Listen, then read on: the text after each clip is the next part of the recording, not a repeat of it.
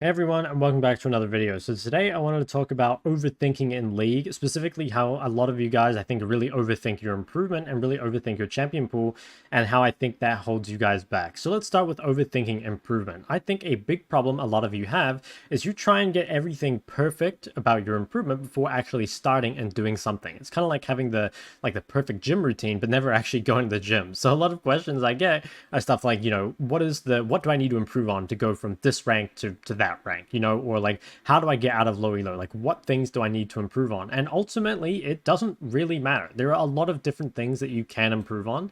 And if you improve any one of those things, you will probably climb, right? I think I talked about this in I think it was like my league improvement guide or something like that, where your rank is just kind of like it's like a combination of all these different skills, and you can work on any one of them. There are so many ways to get out of low elo, through laning, through team fighting, farming, and whatever. So it really, you guys don't need to worry too much about what to improve on. You just need to focus on improving something.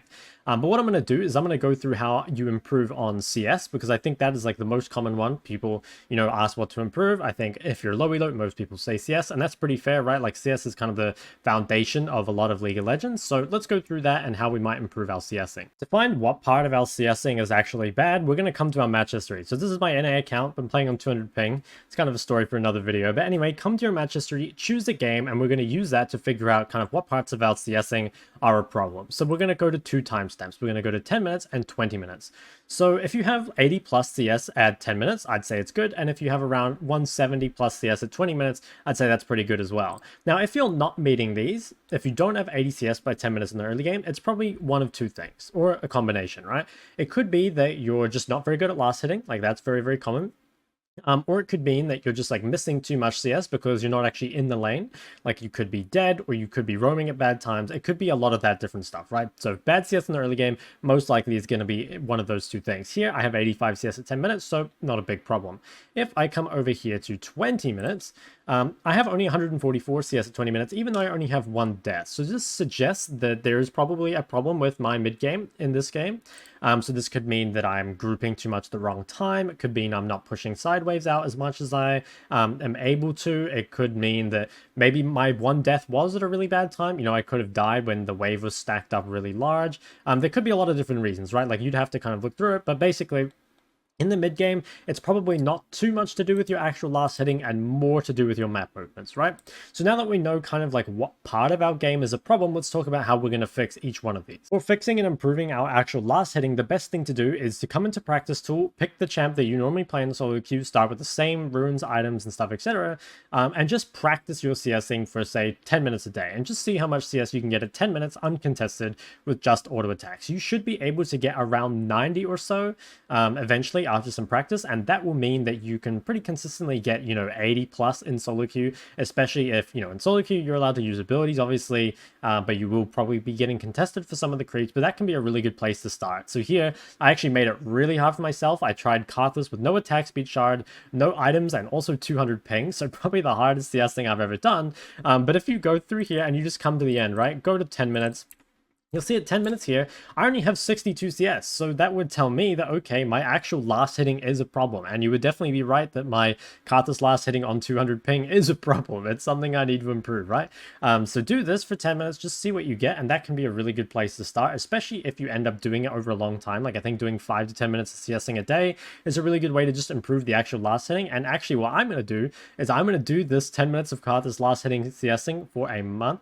Last hitting CSing. I'm going to do it for a month and see how my CS improves on it over a month, and I would let you guys know at the very end of it. So that's how we improve our actual last hitting. For improving the rest of our CSing, we're mainly going to look through our replay here and just look at kind of the moments where we're losing CS. So what I do, I just double click on myself like this, and I kind of just put it on a high speed, and I just look to see if there's any time where it's spent not CSing. So this could be an example. Here I roam top, right? And there are creeps dying mid. So this might be okay, I am missing CS at this point. Is the roam worth it? Is it not worth it? Here's a point that I lost CS.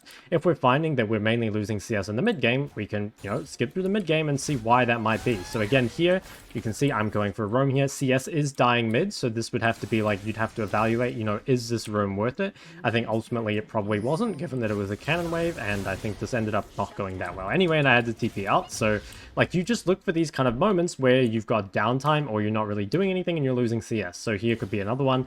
I'm pathing back on the map. map, as you can see here. Actually, you can't because my thing's in the way. As you can see here, the wave's quite far out, so there's nothing really to do here. I should probably farm one of these camps. I should either do the Gromp or do the Wolves or something just to get a little bit more CS. Another thing is I think after here I end up actually dying to a Nivea in the river somewhere. So that loses me a lot of CS too. You just basically want to look for all these points where you're losing CS for something, right? So we've seen so far that I've had a few roams.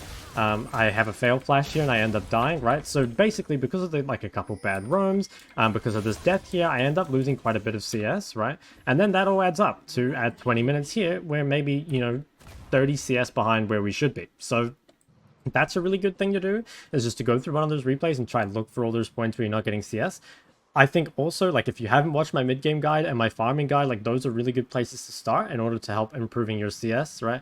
So there's, like, a lot of different things you can do in order to improve it, as long as you're doing something, right? There are many different ways. I really want that to be kind of, like, put out there, is that there are lots of different ways to improve CSing. You know, we can watch replays. We can just, like, last it better in practice tool. We can watch videos.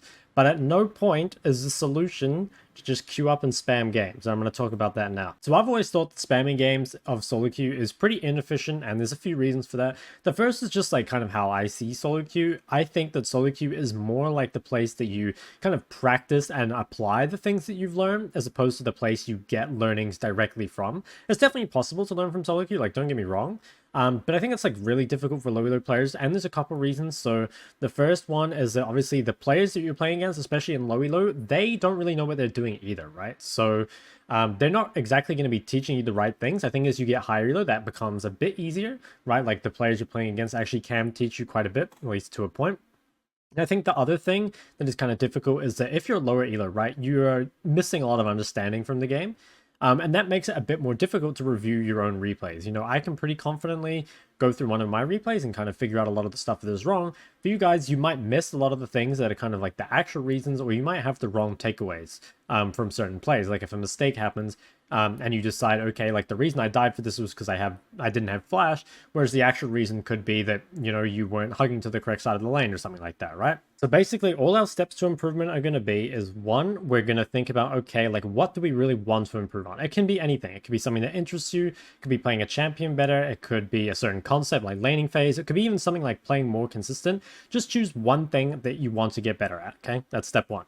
Step two is we want to find a place where we can kind of learn about this thing. So it could be, you know, let's say you want to learn about laning. You could go to YouTube and search up laning guides. You could go to a Twitch streamer and ask them questions, or you could just watch the laning phase and try learn about it like that. If you wanted to learn about champions or something, again, there's like champion guides on YouTube. There are lots of written guides. Like I've got written champion guides on ZaraGG, so I'll link that in the description below. Could be something you guys are interested in. So remember, step one, just find something we're interested in, we want to get better at. Step two, we're finding where we can kind of learn a bit more about that. And step three is basically just to go into solo queue and start trying to apply what you've learned, one thing at a time. And pretty much that's what you're going to do like your entire league career, basically, right? Is you're just choosing something you want to work on, you get better at that, it becomes a habit, and then you start to win more games, and you just kind of rinse and repeat up to the very top. Overthinking champion pool is the second thing I want to think about. So I think this actually happens more often, but it's kind of not as serious. But I think some of you just kind of misunderstand what your champion pool is there for.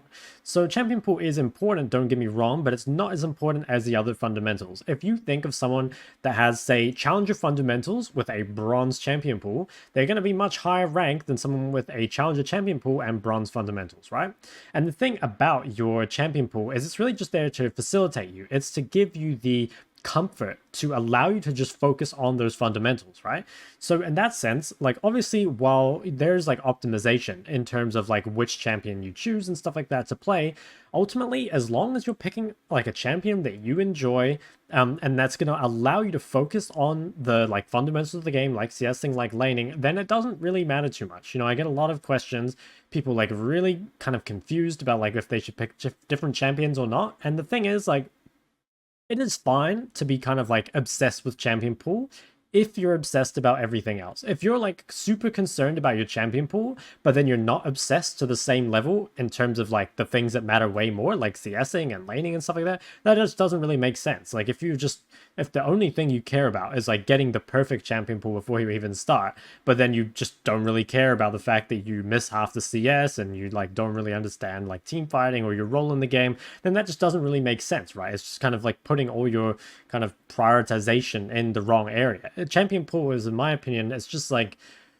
I don't know. It's like you really don't. I think I said it earlier in the video. You really don't want perfect to be the enemy of good. You don't want everything to be perfect before you started. You want to start out like with something good and then worry about improving it along the way. So guys, that is going to be it for this video. I really just wanted to make this to kind of clear up some of the misconceptions I see and hopefully stop you guys from overthinking so much about improvement and champion pool.